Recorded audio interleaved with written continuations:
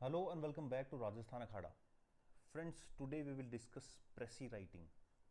RAS Mains English section. This particular topic is very important part of your English section because it carries 10 marks. आप बहुत सारी vocabulary पढ़ते हो, बहुत सारे वर्ड्स याद करते हो, तब आप 10 नंबर का कंटेंट तैयार करते हो. बट यहाँ आपको एक छोटा सा पैराग्राफ लिखने के 10 नंबर अलॉट हुए हैं. अब इस 10 में से आप कितना स्कोर कर पाते हो ये डिपेंड करता है कि आपने कितना अच्छा प्रीसी लिखा है. कोई भी स्टूडेंट इस क्वेश्चन का आंसर ब्लैंक छोड़ के नहीं आता बिकॉज यहाँ आपको कुछ भी याद नहीं करना. आपके सामने एक पैराग्राफ होगा, उसको आपको शॉर्ट करना है, कंसाइज करना है. But it is not that easy.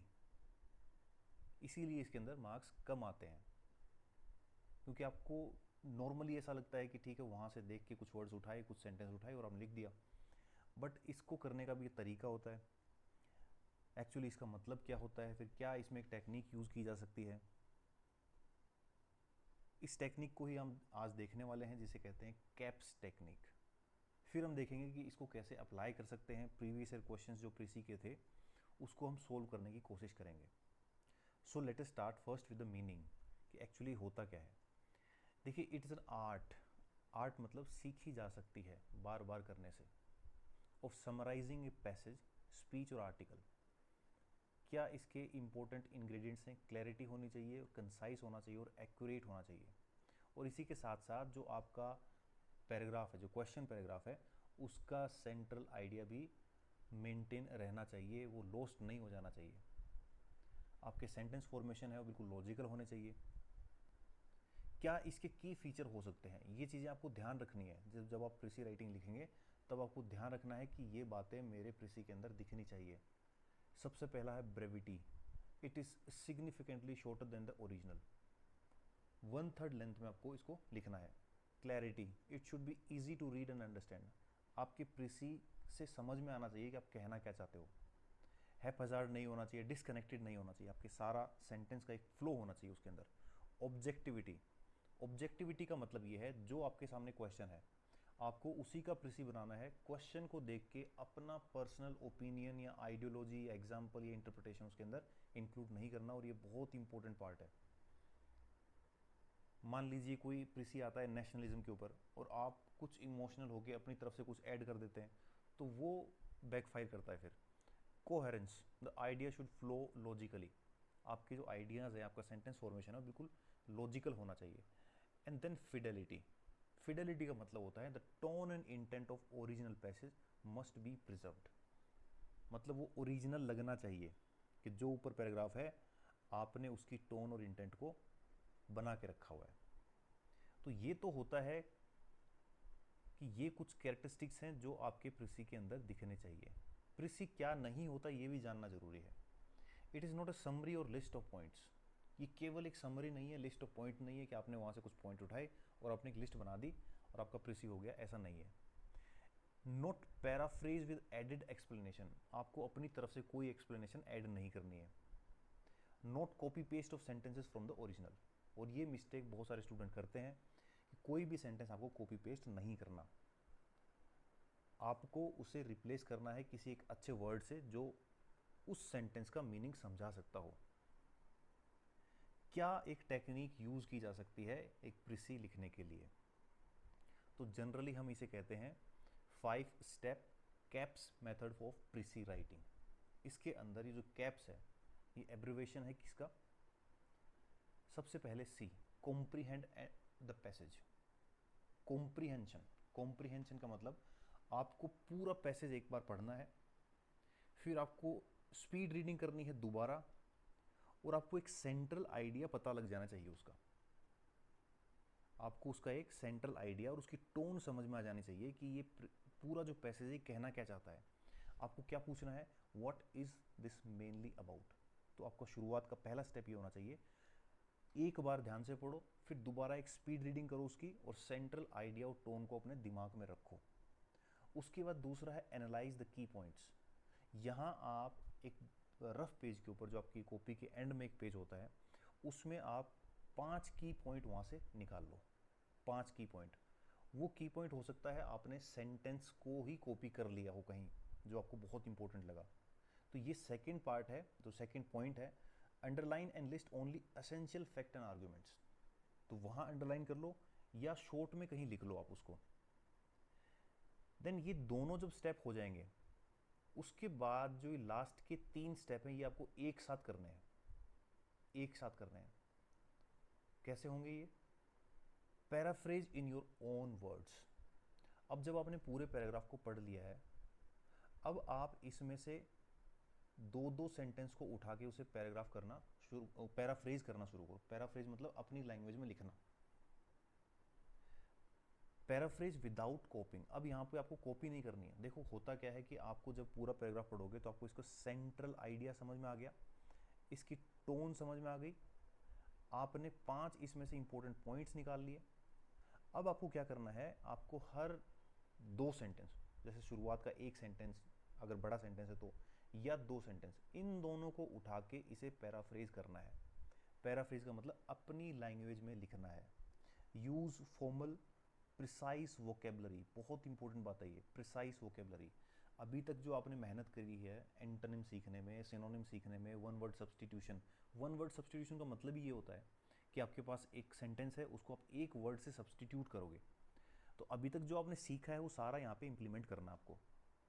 Avoid personal opinion, यहाँ पर्सनल ओपिनियन कुछ भी ऐड नहीं करना आपको। ये पैराफ्रेजिंग करते हुए जो शुरुआत के जो 2 सेंटेंस हैं इनको करते हुए ये भी आपको ध्यान रखना है, एलिमिनेट अननेसेसरी पार्ट। जो भी इन सेंटेंसेस के अंदर अननेसेसरी है उसे एलिमिनेट कर दो। जैसे remove all fluff, redundancy, illustration, repetition, examples, quotes and minor details. ये जितनी भी बातें हैं इन सब को आप वहाँ से हटा दो। जैसे कुछ फिगर लिखा हुआ है, कुछ परसेंटेज लिखी हुई है, तो आपको लगता है कि सेंट्रल आइडिया को सपोर्ट नहीं करती और इसके बिना भी सेंट्रल आइडिया एग्जिस्ट कर सकता है, तो आप उसको हटा दो। आपके सामने ऐसा कुछ लिखा है कि कंट्रीज लाइक ब्राज़ील, कतर या रसिया या मलेशिया ऐसा लिखा हुआ है, तो आप उन सब कंट्रीज़ का नाम हटा दो। उस तरह के एग्जाम्पल्स या कोट्स या रिपीटेशन, इलस्ट्रेशन ये आपको बिल्कुल भी उसके अंदर इंक्लूड नहीं करने। ये अभी मैं एग्जाम्पल से देखेंगे कैसे हटाना है। और जो लास्ट स्टेप है वो है shrink to 1/3 and give a title. Aim for 1/3 length, यही आपके क्वेश्चन में लिखा रहता है कि 1/3 में उसको करना है। Add a short fitting title, read and revise for clarity in flow. और पूरा लिखने के बाद उसे एक बार रिवाइज कर लो। तो मैं फिर से रिपीट कर दूं कि क्या है ये कैप्स मेथड। इसके अंदर शुरुआत के जो 2 हैं स्टेप, उसमें पहला स्टेप है 2 बार आपको पढ़ना है।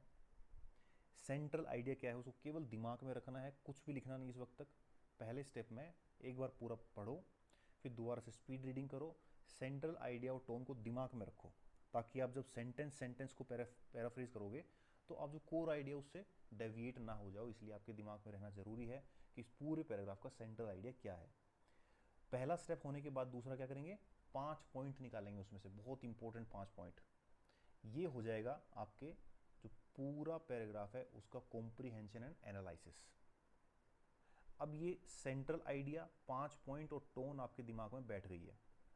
अब अगर आप 2-2 सेंटेंस को पैराफ्रेज करोगे तो आप सेंट्रल आइडिया से डेविएट नहीं करोगे, और ये तीनों स्टेप एक साथ होंगे। पहले paraphrase, eliminate and shrink. 2-2 line को उठाओ, पैराफ्रेज करो, इसमें से जो इंपॉर्टेंट नहीं है उसे एलिमिनेट करो, 1/3 की लेंथ कर दो इसकी, और फिर एंड में इस पूरे का एक टाइटल देना है और अपने प्रीसी राइटिंग को एक बार पढ़ना है और फिर नेक्स्ट क्वेश्चन पे बढ़ जाना है। अब 10 नंबर का क्वेश्चन है तो इतनी मेहनत तो आपको करनी होगी। अब इसमें जो ये वर्ड लिखा है, ये जो वर्ड लिखा है आपके सामने, प्रिसाइज वोकेबलरी, ये बहुत ही इंपॉर्टेंट है। इसी की हेल्प से आप अच्छा प्रीसी लिख पाओगे। कैसे काम करती है देखिए इसका example. Vocabulary in Prissy writing is crucial because it help convey the original message accurately, concisely and clearly. देखिए एग्जाम्पल देखिए आप। He gave a speech in the praise of John who had died. John की मृत्यु हो गई है और उसकी प्रशंसा में उसने एक स्पीच दी। ये एक लंबा सेंटेंस है, उसके लिए आप कहेंगे ही डिलीवर्ड एन यूलॉजी। ये हमने 1 वर्ड सब्सटीट्यूशन में पढ़ा था। तो ये 3 वर्ड में आपका पूरा सेंटेंस आ गया, 2 ही वर्ड में आ गया in fact. Then she had the ability to recover quickly from difficulties. She has the ability to recover quickly from difficulties. इसको सीधा लिखना है she is resilient. इसका भी यही मतलब है. Then they talked about many different things during the meeting. They talked about many different things during the meeting. They had a diverse discussion. इसको ऐसे लिख सकते हैं. तो जब आपने इस सेंटेंस को 1/3 कर दिया और यही आप हर सेंटेंस पे अप्लाई करेंगे तो ओब्वियसली अल्टीमेटली आपका जो पैराग्राफ है उसका 1/3 हो जाएगा.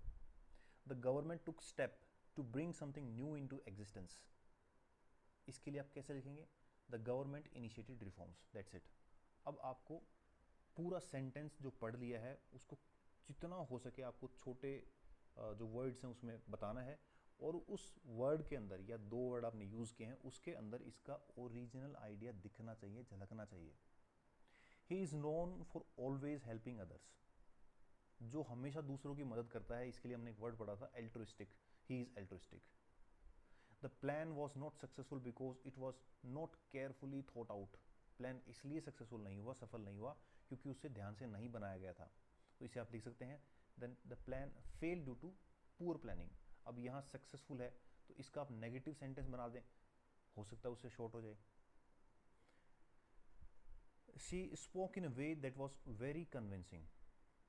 वो ऐसे तरीके में बात की जो बहुत कन्विंसिंग है. इसके लिए आप लिखेंगे she spoke persuasively. There was a lack of agreement among the committee members. अब ये बिल्कुल सही लग रहा है आपको sentence. There was a lack of agreement among the committee members. इसके लिए आप कहेंगे there was a discord in committee. इतने में हो जाएगा ये. The country is going through a difficult financial time. The country faces economic crisis. The situation has become verse over time. The situation deteriorated. Then अब ये आपने देख लिया कि वोकेबलरी का कितना बड़ा रोल है इसके अंदर. इनफैक्ट बहुत इंपॉर्टेंट पार्ट ही ये वोकेबलरी प्ले करती है. जो आपने अभी तक पढ़ा वो वर्ड्स आपको यूज़ करने हैं इसके अंदर. अब ये देखने के बाद कि कैप्स टेक्निक कैसे काम करती है, अब हम चलते हैं क्वेश्चन के ऊपर, इसे अप्लाई करते हैं. ये है आपका एक प्रीवियस ईयर क्वेश्चन. इसमें लिखा है make a precis of the following passage in 1/3 of its length, 10 marks. पहला स्टेप क्या था कैप्स में? Comprehension, analysis. ये दोनों एक साथ होंगे. उसके बाद आपको पैराफ्रेज करना है, एलिमिनेट करना है और श्रिंक करना है, साथ ही टाइटल देना है. तो पहले 2 स्टेप क्या है देखिए, इसे पढ़ते हैं फटाफट से. Today there are few Indians whatever their creed who do not look back with pride on their ancient culture, and there are few intelligent Indians who are not willing to sacrifice some of its effete elements so that India may develop and progress. यहाँ पे एक sentence खत्म हो गया. Then politically and economically India faces many problems of great difficulty and no one can forecast her future within any certainty, but it is safe to predict that whatever the future may be, the Indians of coming generation will not be unconvincing and self-conscious copies of Europeans, but will be men rooted in their tradition and aware of the continuity of their culture. Already, after only 7 years of independence, the extremes of national self-denigration and fanatical cultural chauvinism are disappearing. We believe that Hindu civilization is in the act of performing its most spectacular feat of synthesis. In the past, it has received, adapted and digested elements of many different cultures: Indo-European, Mesopotamian, Iranian, Greek, Roman, Scythian, Turkish, Persian and Arabs. With each new influence, it has somewhat changed. Now it is well on the way of assimilating the cultures of the West. तो यहाँ कुछ culture की बात हो रही है. तो ये आपके सामने होगा इस तरह से कि इंडियन कल्चर और the generation which is rooted in the Indian culture, assimilation of cultures, different cultures by Indian society, इस तरह की यहाँ पे कुछ बातें हो रही हैं. ये आपको सेंट्रल आइडिया समझ में आता है. अब आपकी सुविधा के लिए मैं इसको हिंदी में करके दिखाता हूँ आपको, ताकि आपके दिमाग में एक सेंट्रल आइडिया अच्छी तरह से बैठ जाए. वहाँ तो आपके पास आना नहीं है हिंदी में, बट आप जनरली क्या करते हैं, हर सेंटेंस को पढ़ने के बाद उसको सबकॉन्शियसली आपके दिमाग में हिंदी में ट्रांसलेट कर रहे होते हैं. तो इसे यहाँ पे एक्सप्लिसिटली करके देख लेते हैं हम कैसे है।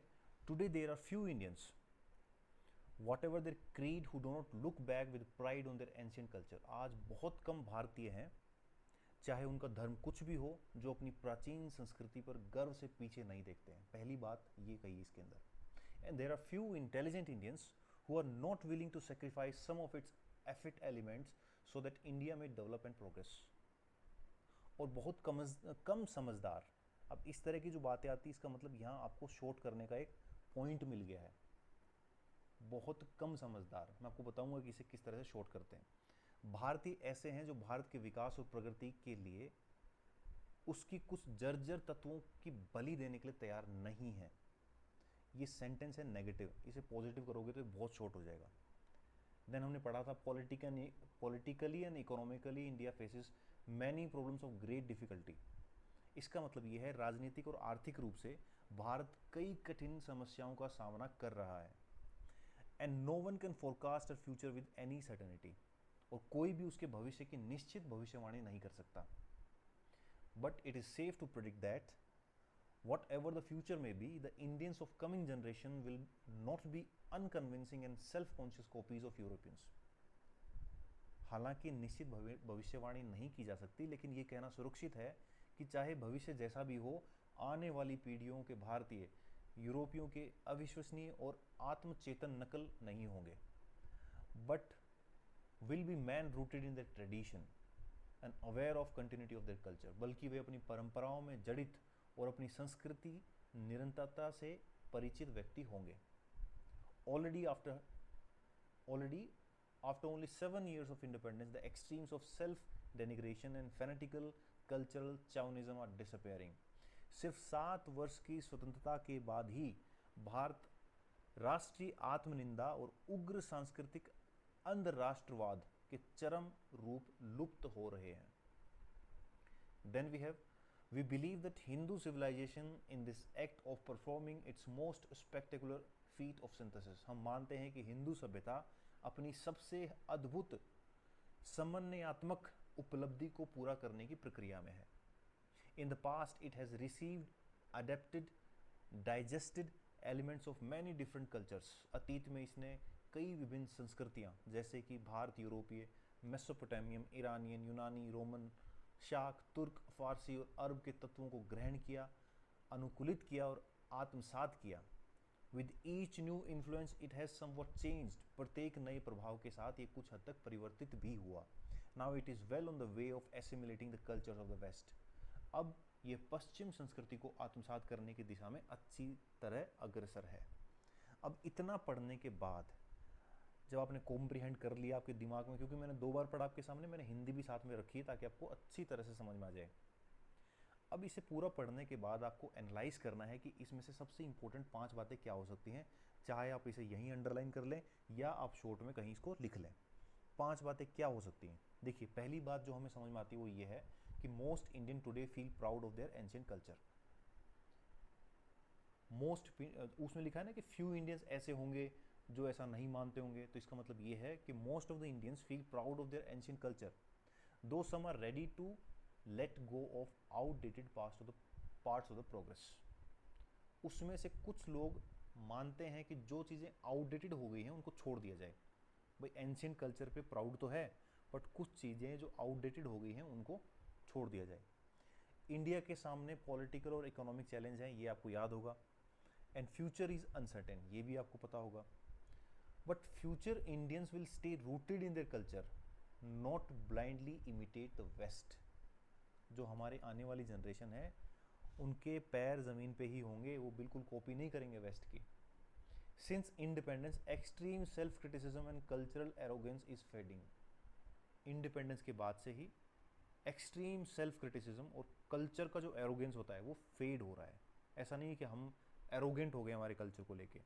Hindu civilisation has always absorb diverse culture and now gradually blending western culture too. बहुत सारे कल्चर को एब्जॉर्व किया है और वेस्टर्न कल्चर को भी ब्लेंड करने में अग्रसर है। ये 5 बातें हमको समझ में आती हैं। इसको आपको याद नहीं रखना है, केवल आपके दिमाग में होने चाहिए। आप इनको लिख लें। अभी तक हम पहुंच गए हैं दूसरे पॉइंट पे, कॉम्प्रिहेंड कर लिया, एनालाइज कर लिया।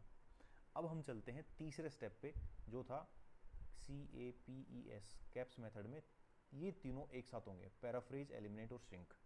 ये कैसे होंगे? अब हम उठाते हैं उस पैराग्राफ के एक एक सेंटेंस को। मुझे लगता है कि अगर मैं अभी भी आपसे पूछूं कि इसका सेंट्रल आइडिया क्या है, तो आप समझ गए होंगे। कल्चर के बारे में बात हो रही है, हमारी जो हिंदू सभ्यता है उसके बारे में बात हो रही है कि किस तरह से वो एब्जॉर्व कर रही है, हमारे जो फ्यूचर जनरेशन होगी वो रूटेड होंगे, ये सब बातें हमने की।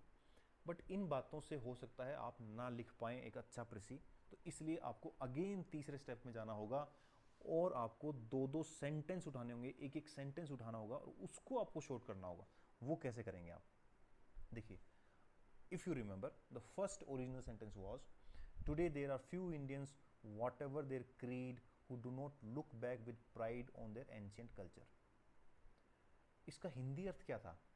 इसका हिंदी अर्थ ये था, today there are few Indians, आज के टाइम में केवल बहुत ही कम ऐसे होंगे जो पीछे मुड़ के अपने जो कल्चर है उस पर गर्व महसूस नहीं करते होंगे।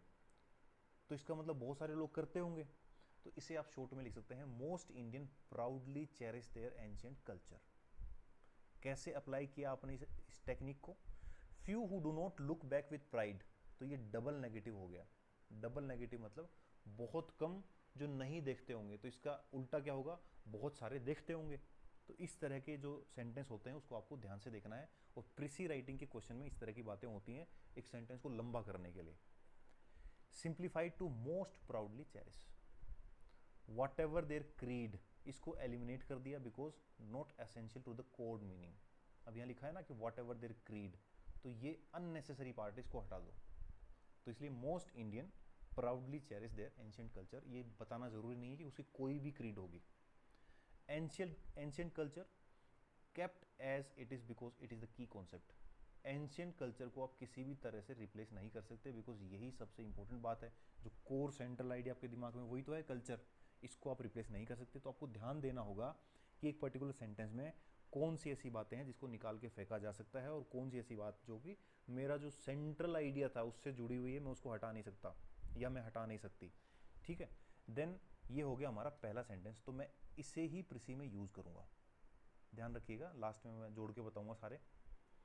Then original sentence 2, and there are few intelligent Indians who do not willing to sacrifice some of its effect element so that India may develop and progress. अब इसे कैसे शॉर्ट करेंगे? But accept discarding outdated custom and progress, क्योंकि हम पहले ही बता चुके हैं मोस्ट इंडियंस पहले सेंटेंस में, तो हमें दोबारा इसे बताना नहीं चाहिए कि जब कोई चीज़ रिपीट होती है, that most Indians are good at reading and most Indian are good at exercise, तो आपको ये मोस्ट इंडियन है केवल एक बार ही लिखना है, इसको हटा देना है। तो यहाँ भी इसको हटा दिया गया, और साथ में there are few intelligent Indians, ये पूरा ही हट गया क्योंकि हमने मोस्ट लिख दिया था शुरुआत में।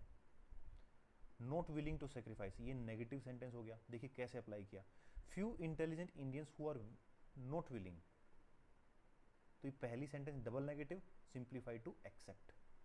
Then sacrifice some of its effect elements, इसको कैसे रिफ्रेज किया? Discard outdated custom. Discard outdated customs मतलब वो सेक्रीफाइस करेंगे few effect elements of our culture.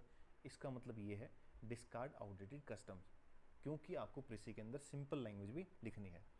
So that India may develop and progress, इसके लिए कहेंगे फॉर प्रोग्रेस, खत्म बात। India may develop and progress, तो इसमें से जो इंडिया वर्ड है ये हम पहले यूज़ कर चुके मोस्ट इंडियन में, तो इसे भी यहाँ से हटा सकते हैं। डेवलप है, इसकी जगह सीधा लिख दिया for progress, it still conveys the purpose. तो देखिए इस पूरे सेंटेंस को हमने यहाँ इस तरीके से 1/3 कर दिया। Now coming to the next sentence, original sentence क्या है? Politically and economically India faces many problems of great difficulty and no one can forecast her future with any certainty. इसको पैराफ्रेज किया है इसमें, despite political and economic challenges future generation will remain rooted. कैसे apply किया है caps technique को? Face many problem of great difficulty, face many problem of great difficulty, India face many problem of great difficulty, इसको सीधा लिख दिया challenges. Face many problem of great difficulties, इसके लिए एक वर्ड काफ़ी है, challenges. No one can forecast her future with certainty, इसके लिए हमने लिख दिया सीधा डिस्पाइट। फिर से देखिए, politically and economically India face many problems of great difficulty, no one can forecast her future with certainty. तो यहाँ हमने एक वर्ड यूज़ किया डिस्पाइट, इसका मतलब इसके होते हुए भी फ्यूचर जनरेशन रूटेड ही रहेगी। The idea is combined with the next sentence to reduce the length while preserving logic. तो यहाँ जो है इसको नेक्स्ट सेंटेंस जो अगला आने वाला है उसके साथ जोड़ दिया। नेक्स्ट सेंटेंस क्या है? But it is safe to predict that whatever the future may be, future कुछ भी हो, the Indians of coming generation will not be unconvincing and self-conscious copies of European, but will be the man rooted in their tradition and aware of continuity of their culture. इस पूरी कहानी के लिए simple सा आपको क्या लिखना है? Future generation will remain rooted in their tradition, not mere copies of European. Removed what ever the future may B, ये पहले आ चुका है हमारे पिछले सेंटेंस के अंदर। Unconvincing and self conscious copies, mayor copies. Man rooted in the tradition and aware of continuity, इसके लिए लिख दिया रूटेड इन ट्रेडिशन। इस तरह से आपको हर सेंटेंस के अंदर से छटनी करनी है, और जितना बेहतर आप इसमें करोगे उतने ही नंबर मिलेंगे। बहुत बार आपने देखा होगा कि प्रिसी राइटिंग से तो इजी कुछ भी नहीं होता। आपके सामने एक पैराग्राफ है, उसको आपको छोटा करना है बस, ना तो आपको उर्दू में लिखना है ना आपको हिंदी में लिखना है, आपको केवल उसको इंग्लिश में छोटा करना है उसको। तो आपने वहाँ से वर्ड उठाए, सेंटेंस काटे, हो गया। बट ऐसा नहीं होता है, आपको हर सेंटेंस पे मेहनत करनी होगी। इस पूरे दौरान आपको अपना सेंट्रल आइडिया नहीं भूलना है जो आपने याद किया था। सेंट्रल आइडिया मतलब कल्चर के बारे में यहाँ पे बात हो रही है, इंडिया की जो हिंदू सिविलाइजेशन है वो एसिमुलेट कर रही है उसके बारे में बात हो रही है, हमारी फ्यूचर जनरेशन किसी को कॉपी नहीं करेगी उसके बारे में बात हो रही है। और जब आप सेंट्रल आइडिया को याद रखेंगे थ्रू आउट दिस प्रोसेस, तभी आप एंड में एक अच्छा टाइटल भी बना पाएंगे। Then we have original sentence number 5। इसमें क्या था? Already after only 7 years of independence, 7 साल के बाद ही the extreme national self denigration and fanatical cultural chauvinism are disappearing. तो इसको कैसे प्रेफरेंस किया? Extreme of cultural arrogance and self denigration are fading. अब यहां लिखा है after only 7 years of independence, इसको एलिमिनेट कर दिया। टाइम रेफरेंस एसेंशियल नहीं है इसके लिए। हम ये कहना चाह रहे हैं 7 साल बाद क्या, इंडिपेंडेंस के बाद सीधा ही मान लो। तो अभी तक जो इंडिपेंडेंस के बाद का इंडिया है उसके अंदर एक्सट्रीम एरोगेंस खत्म हो रहा है। फैनेटिकल कल्चरल चाउनिज्म, इसको क्या कर दिया? Cultural arrogance. डिसअफेयरिंग को लिख दिया fading. Shorter but still accurate. Fade हो रहा है, मतलब डिसअपेयर को मतलब फेड ही हो रहा है। इस तरह से आपने इस पूरे सेंटेंस को आप दोनों को पढ़ के देख लो एक साथ, आपको समझ आएगा कि इसका मतलब भी यही है जो इसका मतलब है। जो नॉन अननेसेसरी पार्ट है उसको हम हटाते जा रहे हैं। Then we have original sentence 6। We believe that Hindu civilisation is in the act of performing its most spectacular feat of synthesis. अब हिंदू सिविलाइजेशन है, इसको आप हटा नहीं सकते क्योंकि यही एक इसका जो कोर वर्ड है वो है। इसे आप रखेंगे is now integrating western influence. Simple सी बात, Hindu civilisation is now integrating western influences. CAPS application कैसे हुई? आपने पैराफ्रेज किया, आप एलिमिनेट करेंगे और शॉर्ट कर देंगे। सेंट्रल आइडिया आपके दिमाग में अभी भी है। Spectacular feat of synthesis eliminated by spectacular. Reframed performing synthesis as integrating. Combine the sentence with the next one for flow. अब इसको दूसरे के जो नेक्स्ट आने वाला उसके साथ जोड़ दिया फॉर फ्लो। अब मैं आपको यहाँ पे एक एक स्लाइड ही दिखा पा रहा हूँ, ये एक कंस्टेंट है, नहीं तो मैं पूरा आपको एक साथ दिखाता तो आप समझ पा रहे हैं कि कैसे आपको दिखता है कि फ्लो कैसे मेंटेन हो रहा है।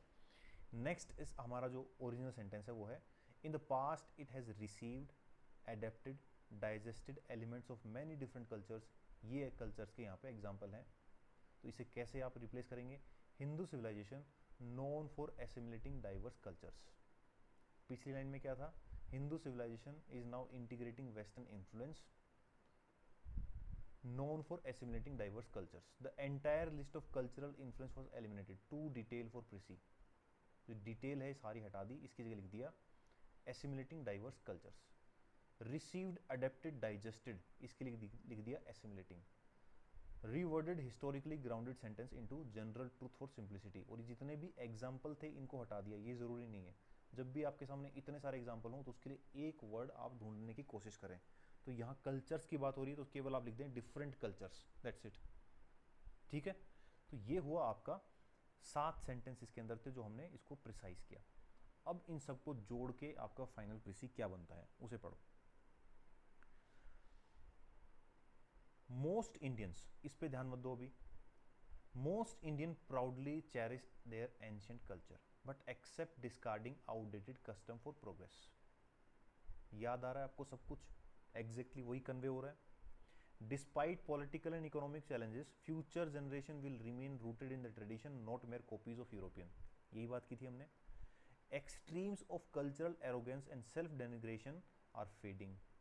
Hindu civilization, known for assimilating diverse culture, is now integrating Western influence. Short and simple. 69 words में हमने इसको कंप्लीट कर दिया. और अब ये पढ़ने के बाद आपको एंड में सोचना है कि इसका एक एप्रोप्रिएट जो थीम है वो क्या होगा. आपको इसकी हेडिंग देनी है. तो यहाँ लिखेंगे cultural pride and adaptation in India. Culture के अंदर प्राइड भी है और बाहर से जो आ रहे हैं वो अडेप्ट भी कर रहे हैं. ये हुआ आपका टोटल अभी तक का पूरा. इसके अंदर आपको क्या क्या काम इसके अंदर करना है. तो मैं फिर से एक बार आपको बता दूं कि कैप्स टेक्निक के अंदर आपको ध्यान रखना है कि पहले 2 स्टेप एक साथ होंगे. कॉम्प्रीहेंड करना है जिसके अंदर आपको 2 रीडिंग लगानी है फटाफट. दूसरा एनालिसिस, 5 पॉइंट निकालने उसके. ये मैं इसलिए करवा रहा हूँ तो आपके को याद हो जाए, एकदम से दिमाग में बैठ जाए उस टाइम के लिए. 10 नंबर का क्वेश्चन है, ध्यान रखिए. बिल्कुल भी आपको इसमें लीनियंसी नहीं बरतनी है. आपको बहुत सीरियसली इसको करना है अगर आपको अच्छे मार्क्स चाहिए तो. कुछ भी लिख के तो आएंगे आप, एग्जामिनर मार्क्स भी देगा, बट क्यों ना थोड़ा सा आप इसमें टाइम इन्वेस्ट करके एक अच्छे मार्क्स इसके अंदर स्कोर कर सकते हैं. ये दोनों होने के बाद आपको ये तीनों एक साथ करने हैं. पैराफ्रेज करना है, एलिमिनेट करना है और श्रिंक करना है. और एंड में आपको ये पढ़ने के बाद इसके ऊपर एक हेडिंग देनी है. तो स्टेप बाय स्टेप आप चलेंगे तो आप एक अच्छे कंक्लूजन तक पहुंच पाएंगे. ये हुआ हमारा एक एग्जाम्पल. अब हम इसे अप्लाई करते हैं दूसरे प्रिसी के ऊपर, जिसे हम एक एक वर्ड के साथ नहीं करेंगे. हम कॉम्प्रीहेंड करेंगे, एनालाइज करेंगे और सीधा हम फाइनल प्रिसी पे पहुंचने की कोशिश करेंगे यहाँ से अंडरलाइन करके कि इसको कैसे हम शॉर्ट कर सकते हैं. आप इसे पॉज करके आराम से आप इसके ऊपर ये टेक्निक लगा के देखें, अपनी कॉपी में लिख के देखें. अगर यहाँ मान लीजिए आप 2 से 3 नंबर भी ज़्यादा स्कोर कर लेते हैं औरों से, तो आप सोचिए आपको कितने सारे वर्ड आप याद करते हो, तब आप 2 नंबर लेके आते हो. और यहाँ आप थोड़ा सा टाइम इन्वेस्ट करके आप अच्छे मार्क्स स्कोर कर सकते हो. चलिए पढ़ना शुरू करते हैं इसको. We have heard about term crypto currency which is blooming in the investment market today. This digital currency is taking the world to a new direction. According to a market research company, more than 13,000 different cryptocurrencies exist in the world. To mention a few, Bitcoin, Ethereum, Cardano, Tether and the likes of them. अब इस तरह के example भी हटा देने. Different countries have their different opinion. Different countries, different opinion. इस तरह के जो वर्ड आएंगे उसको आपको रिप्लेस करना है शॉर्ट से. On cryptocurrency, what exactly is cryptocurrency? It is a virtual currency, which means it does not exist physically like other currencies. The word cryptocurrency is actually derived from technique which is used to encrypt the network. One needs a wallet, an online app to hold the currency. There are 2 ways to gain it: by online investing and by mining cryptocurrency. Various countries have accepted cryptocurrency as legal tender. Others have banned it. The rules for cryptocurrency are not very clear in India, but talks are underway to recognize it. अब इतना पढ़ लिया आपने. एक reading आपको speed reading दोबारा से करनी है और दूसरी रीडिंग होने के जस्ट बाद में आपको 5 पॉइंट लिख लेने कहीं पे भी, ताकि 3 बार आपके सामने से ये गुजर गया और आपके दिमाग में कोर सेंट्रल आइडिया इसका आ गया. पहली बात क्या है इसके अंदर important? Cryptocurrency is a digital currency that exists only virtually and is growing in the global investment market. पहली बात ये. दूसरी, over 13,000 types of cryptocurrency exist like Bitcoin, Ethereum and Tether. ये हम फाइनल नहीं लिख रहे हैं अभी, आपको अभी केवल इसका एनालाइज कर रहे हैं इसको. The name comes from encryption technology and used in networks. A digital wallet app is needed to store it, and it can be obtained through investing and mining. While some countries have legalized it, others have banned it, and India is still deciding its official stance. ये इसकी main बातें आपके सामने आ गई हैं. अब आपको हर sentence के ऊपर कैप्स एप्लीकेशन अप्लाई करनी है कि पहले सेंटेंस को पढ़ने के बाद किस तरीके से इसके अंदर मैं कैप्स एप्लीकेशन अप्लाई करूं. ये सारी एप्लीकेशन लगाने के बाद इस पर्टिकुलर एग्जांपल में आप कॉपी में लिखने की कोशिश करें ओरिजिनल सेंटेंस 1, और जब आप एग्ज़ाम में होते हैं बहुत जल्दी आपको होती है तो आप यहाँ भी इसको लिख सकते हैं. तो ये पूरी कैप्स टेक्निक हर सेंटेंस पे अप्लाई करने के बाद हम फाइनल प्रीसी पे पहुँचते हैं जो इस प्रकार होगा. Crypto currency is a digital form of currency gaining popularity in global investment market. Over 13,000 types exist, such as Bitcoin and Ethereum. It is stored in an online wallet, obtained through investing or mining, derived from encryption technique. It has been accepted in some countries and banned in others, while India is still considering its legal status. ये हो गया आपका 1/3 of original. अब इसमें आप अगर आपको याद हो, आपने एक रीडिंग कर ली, दूसरी रीडिंग कर लिया, आपने उसका एनालाइज भी कर लिया, आपने कैप्स मेथड भी लगाया. क्या आप बता सकते हैं कि इसमें कौन सी ऐसी बात है जो सेंट्रल आइडिया से डेविएट कर रही है, या कौन सा ऐसा पॉइंट है मेन पैराग्राफ में जो आपको इसके अंदर झलक नहीं रहा है, नजर नहीं आ रहा है. अब इतना पढ़ने के बाद फाइनली आप कंक्लूजन पे जाके, क्योंकि आपके सामने से 3 4 5 बार निकल गया ये, और बहुत स्पीड से ये सब करना आपको, एंड में आपके दिमाग में एकदम फिट हो जाएगा कि हाँ अब इसका मैं टाइटल देने की स्थिति में हूँ. तो टाइटल क्या होगा? कुछ भी हो सकता है, कई सारे टाइटल हो सकते हैं, बट उसमें से एक अच्छा चूज करना है. Crypto currency virtual wealth in a real world. Virtual wealth in a real world, that's it. तो ये हुआ आपका फाइनल प्रेसी. एक और एग्जांपल हम देख लेते हैं. ये एग्जांपल आपके सामने, make a precis of the following passage in about 1/3 of its length, 10 marks. CAPS technique, पहले दो एक साथ. कॉम्प्रिहेंशन एक बार पढ़ना है, सेकंड स्पीड रीडिंग करनी है, उसके बाद 5 पॉइंट इसमें से निकालने हैं. 5.5 सेंटेंस नहीं, 5 पॉइंट इसमें से निकालने हैं. फिर क्या करना है आपको? हर एक सेंटेंस के शॉर्ट करना है, हर सेंटेंस को शॉर्ट करना है, और शॉर्ट करते वक्त आपको सेंट्रल आइडिया दिमाग में रहना चाहिए. ये एप्लीकेशन लगाने के बाद हमने पाया, इसको आप पोज करके इस पर करके देखिए कॉम्प्रिहेंशन कैसे होगा. 5 इंपॉर्टेंट बातें क्या होंगी वो आपको देखनी है. यहाँ से आप इसको मिला के देखेंगे आपके 5 पॉइंट यही 5 पॉइंट है क्या, और उसके बाद आप फाइनल प्रीसी लिखेंगे caps technique after application of caps technique in each and every sentence और 2 सेंटेंसेस. फिर आप लास्ट में प्रेसी लिखेंगे, और प्रेसी लिखने के बाद आखिर में आपको क्या करना है, एक लाइन छोड़ के रखनी है, उस लाइन में आप लिखेंगे उसका एप्रोप्रिएट टाइटल. इस तरीके से आप इसके अंदर अच्छे मार्क्स स्कोर कर सकते हैं. इसके अलावा इसका कोई और शॉर्टकट मेथड नहीं है. ये आपने अगर वोकेबलरी अच्छी तरह से की है तो आप और भी अच्छे इसके अंदर मार्क्स ले पाएंगे, बिकॉज आप उस तरह के वर्ड यूज़ करेंगे जो एक सेंटेंस को एक्सप्रेस करते हो. और 3-4 बार इसको आप प्रैक्टिस करें, पैराग्राफ को लिखने की कोशिश करें. जब आप इसकी प्रैक्टिस करेंगे बार बार, तभी आप इस टेक्निक को बहुत जल्दी से वहाँ अप्लाई कर पाएंगे. अगर आप सोच रहे हैं कि केवल मैंने देख लिया है अब मैं वहीं इसको अप्लाई कर दूंगा, तो वो बहुत मुश्किल हो जाएगा आपके लिए. आपके लिए टाइम कंज्यूमिंग भी हो जाएगा. जितना टाइम आपको एक क्वेश्चन पे देना चाहिए उससे ज़्यादा आप दे जाएंगे वहाँ पे. तो इसलिए आपको इसकी बार बार प्रैक्टिस करनी है. 10 नंबर का सवाल है, आप कम से कम 20 प्रीसी तो लिख के ही जाएँ. ठीक है. So see you in the next class किसी और टॉपिक के साथ. Till then keep revising, keep studying. Bye bye.